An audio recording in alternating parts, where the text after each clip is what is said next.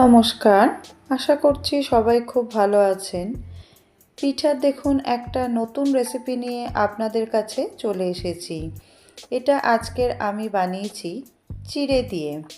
এখানে দেখুন যে পাতলা চিড়েটা বাজারে পাওয়া যায়, সেই পাতলা চিড়েটা দিয়ে আমি এই পিঠাটা তৈরি করে নিচ্ছি। চিড়েটাকে 4 থেকে 5 বার খুব ভালো করে ধুয়ে নিয়েছি। তারপরে দেখুন একদম পুরো গলে গেছে, তাই ভেজানোর কোনো প্রয়োজন এখানে নেই। এখানে নিয়ে নিলাম মিক্সিং জার, তার মধ্যে ধুয়ে রাখা চিড়েগুলোকে সব দিয়ে দিচ্ছি। এতে কিন্তু একদমই আমি জল ব্যবহার করব না, তাতে কিন্তু চিড়েটা খুব বেশি পাতলা হয়ে যাবে। এটা আমি শুকনো শুকনোই রাখবো। দেখুন পেস্টটা আমার তৈরি করা হয়ে গেছে। একদম শুকনো পেস্ট একটা তৈরি করে নিয়েছি। এইভাবে আপনারা কিন্তু শুকনো পেস্টটি তৈরি করে নেবেন। এবারে এটাকে যেভাবে আটা বা ময়দা মাখা হয় সেইভাবে মেখে একটা ডো তৈরি করে নেব। এটা মাখার সময় যদি আপনাদের হাতে লেগে যায় তাহলে হাতে একটু তেলও মাখিয়ে নিতে পারেন। দেখুন এখানে ডোটা তৈরি হয়ে গেছে। এর থেকে পিঠা বানানোর জন্য ছোট ছোট করে লেচি কেটে নিচ্ছি। একদম ছোট কিন্তু লেচিগুলো কেটেছি। এখানে দেখুন লেচিগুলো সব তৈরি হয়ে গেছে। এখানে বানিয়ে নিচ্ছি নারকেলের পুরটা। দিয়ে দিলাম কুড়িয়ে রাখা নারকেল, আর দিয়ে দিলাম 2টো ছোট এলাচ। দিয়ে একটু নাড়াচাড়া করে নেব, গ্যাসের ফ্লেমটাকে কিন্তু কমিয়ে রেখে। এখানে আমি খেজুর গুড়ের যে পাটালি পাওয়া যায় সেটাকে অল্প সামান্য একটু দুধে ভিজিয়ে রেখে সেটাকেও নারকেলের মধ্যে অ্যাড করে দিলাম। তাতে কিন্তু নারকেল ছাইটা ভীষণ নরম হবে। আর দেখুন একদম পুরো গুড়টা গলে গেছে। এবারে গ্যাসের ফ্লেমটাকে বন্ধ করে নিয়ে এটাকে আমি নামিয়ে নেব। এটাকে আমি একটা বোলের মধ্যে তুলে নিচ্ছি। তুলে নিয়ে একটু ঠান্ডা হতে দেবো, তারপরে পুরটা দেব পিঠার মধ্যে। এখানে দেখুন একদম নারকেল ছাই তৈরি।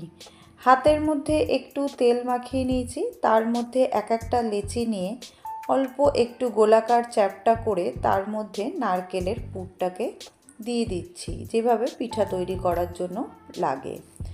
দিয়ে এবারে পিঠার মুখগুলোকে চেপে বন্ধ করে দেবো। আপনারা চাইলে এর মধ্যে বিভিন্ন টাইপের ডিজাইনও করতে পারেন। আমি কিন্তু এখানে কোনো ডিজাইন করিনি, নর্মাল যেভাবে পিঠা মোড়া হয় সেইভাবেই তৈরি করে নিয়েছি। এখানে দেখুন সব পিঠাগুলো তৈরি করা হয়ে গেছে। কড়াইতে দিয়ে দিচ্ছি সাদা তেল। সাদা তেলটাকে হাই ফ্লেমে খুব ভালো করে গরম করে নিয়েছি। তার মধ্যে দিয়ে দিচ্ছি পিঠাগুলোকে ভাজার জন্য। যখন পিঠাগুলো দেব তখন কিন্তু ফ্লেমটাকে কমিয়ে দিয়েছি, না হলে কিন্তু ভিতরটা কাঁচা থেকে যাবে। একদিক দেখুন ব্রাউন হয়ে গেছে, অপর দিকও একইভাবে ব্রাউন করে ভেজে নেব। দুদিক লাল করে ভেজে নিয়ে একে একে সব কড়াই থেকে তুলে নিচ্ছি। এই একই তেলের মধ্যে বাকি পিঠাগুলোকেও একইভাবে দু পিঠ ব্রাউন করে ভেজে নেব। তাহলে কিন্তু পিঠা ভাজা একদম তৈরি হয়ে যাবে। এখানে দেখুন পিঠাগুলো ভাজা হয়ে গেছে ব্রাউন করে। এবারে একটা সিরাপ তৈরি করে নিচ্ছি। এখানে আমি চিনি ব্যবহার করছি না, গুড় দিয়ে সিরাপটা তৈরি করছি। গুড় দিয়ে দিয়েছি, তার মধ্যে দিয়ে দিয়েছি হাফ কাপ জল, আর ভালো গন্ধের জন্য দিয়ে দিলাম একটা ছোট এলাচ। গুড়ের দেখুন রসটা তৈরি হয়ে গেছে প্রায়, আর একটু গাঢ় করব, তারপরে এর মধ্যে একে একে পিঠাগুলোকে অ্যাড করব। এখানে দেখুন রসটা কিন্তু একদম তৈরি। ভেজে রাখা পিঠাগুলোকে সব এর মধ্যে একে একে দিয়ে দিলাম। দিয়ে 3 থেকে 4 মিনিট গ্যাসের ফ্লেমটাকে কমিয়ে দিয়ে ভালো করে ফুটিয়ে নেব। তাহলেই কিন্তু পিঠাগুলো সুন্দর একটা নরম সুস্বাদু পিঠাতে পরিণত হয়ে যাবে। এখানে দেখুন পিঠাগুলো আমার সব তৈরি হয়ে গেছে। প্লেটে সার্ভ করে আপনাদেরকে দেখিয়ে দিচ্ছি। পিঠাগুলো কিন্তু খুবই নরম, খুবই সুস্বাদু হয়, তাই চিড়া দিয়ে এই পিঠা আপনারা অনায়াসে তৈরি করে নিতে পারবেন বাড়িতে। যদি রেসিপিটা ভালো লাগে লাইক করবেন, শেয়ার করবেন, কমেন্ট করে আমাকে জানাবেন আজকের রেসিপি কেমন লেগেছে।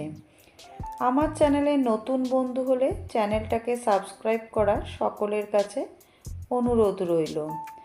ধন্যবাদ। দেখা হবে পরের আবার নতুন কোনো রেসিপি নিয়ে।